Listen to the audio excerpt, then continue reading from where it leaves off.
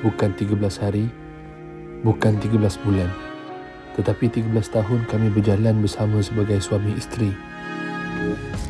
Dalam fasa ini, kami belajar memahami antara satu sama lain. Belajar membesarkan anak berdua. Namun, kami tak nak sampai hilang akan kemanisan hidup sebagai suami dan isteri seperti yang kami pernah janji berdua dahulu.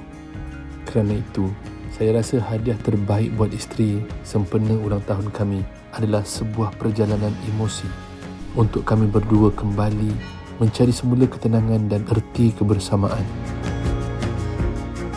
Persoalannya, ke mana harus saya bawa dia? Dan jawapan itu membawa kami ke sebuah tempat yang sangat jauh, ke kota lama di timur Turki yang suhunya ekstrim mencecah negatif 30 darjah. Mungkin ada yang katakan saya ni gila, tetapi inilah kisah honeymoon kami yang paling bermakna. Inilah cerita kami di Kars dan Erzurum.